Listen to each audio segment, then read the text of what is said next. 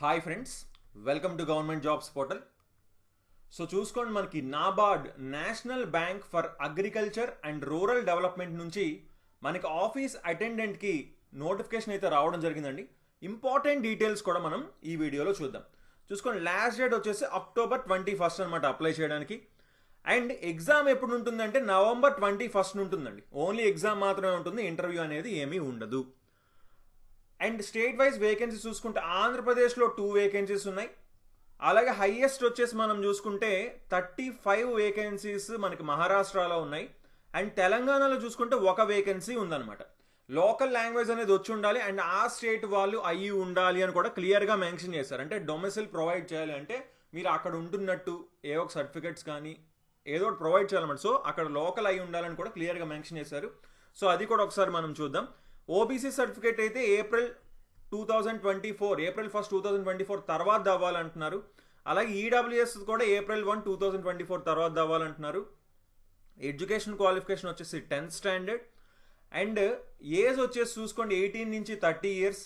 And age relaxation SC ఎస్టీకి ఒక 5 years, OBC non creamy లేయర్కి ఒక 3 ఇయర్స్ ఉంది మనకి ఓబీసీకి.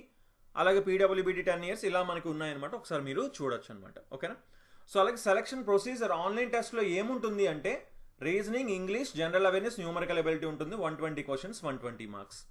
సో నెక్స్ట్ చూసుకోండి, లాంగ్వేజ్ ప్రొఫిషియన్సీ టెస్ట్ అనేది కంపల్సరీగా ఉంటుంది. ఆ స్టేట్ లోకల్ లాంగ్వేజ్ అనేది వచ్చి ఉండాలి. ఓకేనా? సో స్కీమ్ ఆఫ్ ఎగ్జామినేషన్ చూసుకుంటే ఇంగ్లీష్ అండ్ హిందీలో ఉంటుంది ఎగ్జామ్. అండ్ 1/4 నెగిటివ్ మార్కింగ్ ఉంటుంది. ఎల్పిటి లాంగ్వేజ్ ప్రొఫిషియన్ టెస్ట్ అనేది మ్యాండేటరీ అన్నారు. Candidates applying for a post in a particular state should be proficient. Okay, చదవడం, రాయడం మరియు మాట్లాడడం వచ్చి ఉండాలి. అలాగే ఇక్కడ చూసుకోండి, ఆల్రెడీ ఒక పాయింట్ చెప్పాను కదా. ఏం చెప్పాను? Candidate should be a domicile of the state by UT coming under the regional justification of the regional office to which he by she is applying for. So క్లియర్గా చెప్పాను, ఆ స్టేట్ వాళ్ళే apply చేయగలరు ఆ స్టేట్ వేకెన్సీస్కి. Fee చూసుకుంటే SC ఎస్టీకి ఒక 50 రూపీస్ ఉంది ఫీ.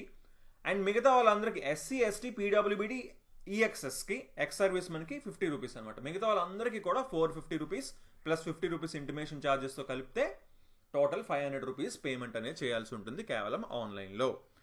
సో ఆంధ్రప్రదేశ్లో ఎగ్జామినేషన్ సెంటర్స్ చూసుకుంటే ఏలూరు, గుంటూరు, విజయవాడ, కడప, కాకినాడ, కర్నూలు, నెల్లూరు, రాజమండ్రి, శ్రీకాకుళం, తిరుపతి, విశాఖపట్నం, విజయనగరంలో ఉంది. అండ్ తెలంగాణ చూసుకుంటే హైదరాబాద్, సికింద్రాబాద్, కరీంనగర్, ఖమ్మం, వరంగల్, మహబూబ్ నగర్. అండ్ శాలరీ చూసుకుంటే అప్రాక్సిమేట్గా 35,000 వస్తుందని మెన్షన్ చేశారు. అండ్ రీజనల్ లాంగ్వేజ్ అనేది, అఫీషియల్ లాంగ్వేజ్ అనేది వచ్చి ఉండాలి అని చెప్పారు కదా. ఆంధ్రప్రదేశ్కి అయితే ఖచ్చితంగా తెలుగు వచ్చి ఉండాలి అంటున్నారు. తెలంగాణకు కూడా తెలుగే వచ్చి ఉండాలి అంటున్నారు. చూసుకోండి, వేరే లాంగ్వేజెస్ ఏవి కూడా ఇక్కడ వీళ్ళు అఫీషియల్ లాంగ్వేజ్ కింద చూపించట్లేదు. కేవలం తెలుగు అని మాత్రమే నోటిఫికేషన్లు అయితే చూపించడం జరిగిందండి. ఓకేనా? సో ఓకే గైస్, మీకేమైనా డౌట్ ఉంటే కింద నోటిఫికేషన్ యొక్క లింక్ కూడా ఇస్తున్నాను. అలాగే మీకు ఇంకా ఏమైనా డౌట్స్ ఉంటే తప్పకుండా కింద కామెంట్ చేయండి, వాటికి కూడా మనం రిప్లై ఇవ్వడం జరుగుతుంది. So okay then, thanks for watching and have a nice day. Bye bye.